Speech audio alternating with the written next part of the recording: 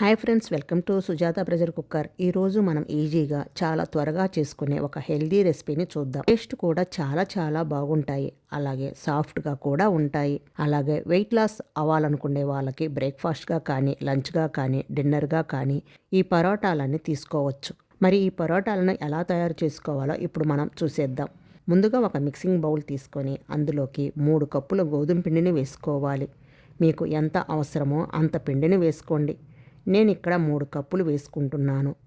తర్వాత ఇందులోకి కొంచెం ఉప్పు, అలాగే 2 టేబుల్ స్పూన్లు నూనెని వేసుకోండి. ఇప్పుడు ఇందులోకి మునగాకు పౌడరు 2 టేబుల్ స్పూన్లు వేసుకోండి. ఈ పౌడర్ ఎలా తయారు చేసుకోవాలో కింద లింక్ పెడతాను. ఇష్టమైన వారు ఓపెన్ చేసి చూడండి. ఇప్పుడు ఈ పిండి మొత్తాన్ని బాగా కలిసేటట్లు కలుపుకోవాలి. అలా కలపటం వలన గోధుమ పిండిలో ఈ మునగాకు పౌడర్ బాగా కలిసిపోతాయి. తర్వాత ఇందులోకి కొంచెం కొంచెం వాటర్ని పోసుకుంటూ పిండిని సెమీ సాఫ్ట్గా కలుపుకోవాలి. చూడండి, ఇలా కలిపిన తర్వాత 10 నిమిషాల పాటు పక్కన పెట్టండి. ఈలోపు పిండి కూడా చక్కగా నానిపోతుంది.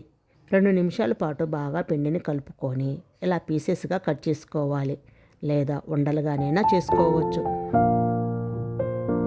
ఒక పిండి ముద్దను తీసుకొని పైనుంచి పొడి పిండిని చల్లుకుంటూ చపాతీ రోళ్ళు చేసుకోవాలి. మనం రెగ్యులర్గా చేసుకునే చపాతీలాగానే మరీ పలచగా కాకుండా మరీ మందంగా కాకుండా రోల్ చేసుకోవాలి. పుల్కాలాగా నూనె లేకుండా చేసుకోవాలనుకుంటే కొంచెం చిన్నవి చేసుకోండి, బాగా కాలుతాయి. నూనె వేసి కాల్చుకునే పని అయితే కొంచెం పెద్దవైనా చేసుకోవచ్చు. ఇలాగే అన్నింటినీ రోల్ చేసుకోవాలి. పెనం బాగా వేడైన తర్వాత రోల్ చేసుకున్న చపాతీలని ఒక్కొక్కటిగా వేసి కాల్చుకోవాలి. మీడియం ఫ్లేమ్లో అటు ఇటు తిప్పుకుంటూ కొంచెం కాలిన తర్వాత పైనుంచి కొంచెం నెయ్యి లేదా ఆయిల్ వేసుకొని కాల్చుకోవాలి. పిల్లలకి ఇలా నెయ్యి అయితే హెల్త్కి చాలా మంచిది.